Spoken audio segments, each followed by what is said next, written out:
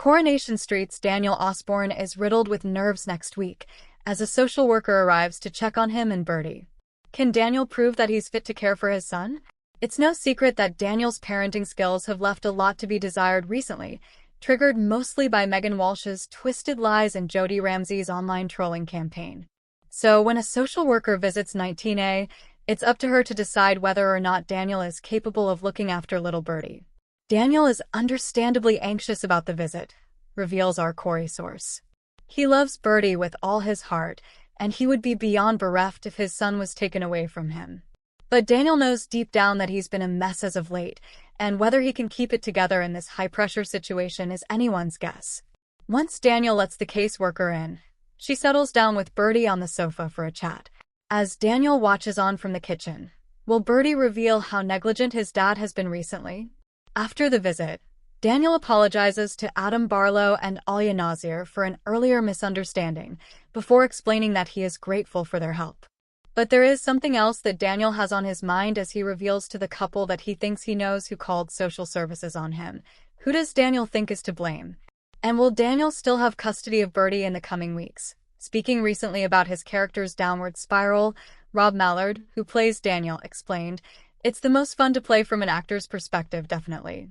But you can't do it for too long, otherwise the audience goes off you. They've got to be able to see both sides to relate to the sudden loss of control." He added, "I think he could keep going further. Once someone gets a bit of mud on them, you might as well get properly dirty." In terms of Daniel's character, if he's going to go off the rails, he should go off them properly, possibly even lose custody of Bertie temporarily. Really teach him a lesson. The couples of Coronation Street have seen their fair share of heartbreak, but nothing quite prepares Daniel Osborne for the moment his world begins to quietly unravel. What starts as small cracks in his carefully built routine soon snowballs into a devastating reality. He may lose custody of his young son, Bertie. It begins on an ordinary morning that feels anything but. Daniel oversleeps again. The alarm he set the night before sits ignored on the bedside table, buzzing faintly like a warning he's grown too accustomed to dismiss. When he finally jolts awake, the flat is silent. Too silent.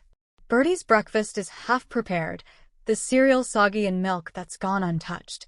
School drop-off is already missed. Daniel rubs his face, exhaustion etched deep into every line. Since the emotional strain of recent months, he's been slipping. Missed appointments, forgotten commitments, and a growing reliance on others to pick up the pieces. But this time, there's no one immediately available to cover for him. Carla Connor notices it first. She has always had a sharp eye for when Daniel is spiraling, even when he tries to mask it with forced optimism. At Underworld, she watches him stare blankly at a stack of papers he was meant to review an hour ago. "You're not here, are you?" she says quietly. Daniel snaps back into focus, but his response is delayed, hollow. "I'm fine." Carla doesn't believe him, and neither does anyone else who knows him well. But Daniel has become skilled at deflecting concern. After all, he tells himself, Bertie is what matters. Bertie is always what matters. Except now even that is slipping. The turning point comes when social services arrive unexpectedly. A routine check, they say. Nothing to worry about. But Daniel knows better. He sees the clipboard, the polite but assessing eyes, the careful questions about routine, stability, and support systems. And for the first time, he struggles to answer them convincingly. Who looks after Bertie when you're at work? Do you have consistent childcare arrangements? How are you coping emotionally? Each question feels heavier than the last. Daniel hears himself speaking, but his answers sound like they belong to someone else, someone more stable, more in control. Someone he no longer recognizes. Later that evening, he sits in the flat watching Bertie play with toy cars on the floor. The innocence of it should calm him, but instead it amplifies everything he fears. Bertie looks up and smiles. "Daddy, watch this." Daniel forces a smile, but his attention drifts. His phone vibrates again, another missed call from school. Another warning he hasn't dealt with. He turns it face down. That's when the guilt truly sets in. Word spreads quickly on the street. Yasmin, Roy, and even Brian offer quiet concern. But it is Carla who confronts him again, this time more firmly. "You're not coping," she says. "And if you don't admit it, you're going to lose him.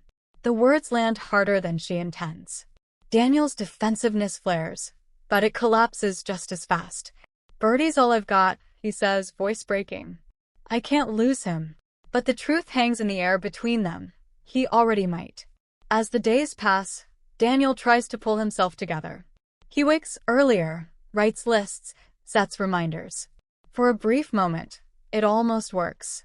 Bertie is on time for school. Meals are prepared. Life resembles order again. But recovery is fragile. One evening changes everything. A school report arrives, detailing missed attendance and concerns about Bertie's consistency at home. Combined with earlier concerns, it triggers a formal review. Daniel reads the letter 3 times before it makes sense. His hands shake. The room feels smaller. The possibility becomes real.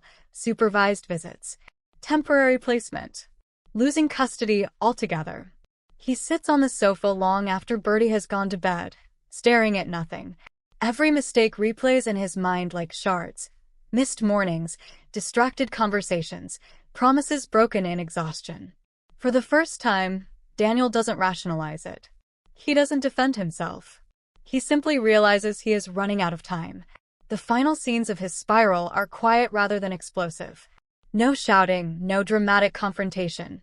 Just a father sitting in the dim glow of the streetlight outside, watching the place where his life feels like it is slipping through his fingers, and somewhere inside him, beneath the fear and fatigue, a decision begins to form. Because if there is still a chance to keep Bertie, Daniel knows he has to fight for it, not just with words, but with change. Real change. The question is whether he can do it before it's too late. On Coronation Street, nothing stays hidden for long. And Daniel Osborne is about to discover that love alone may not be enough to hold everything together. Thanks for watching. Don't forget to like, comment, and subscribe to Coronation Street Scoop News Update.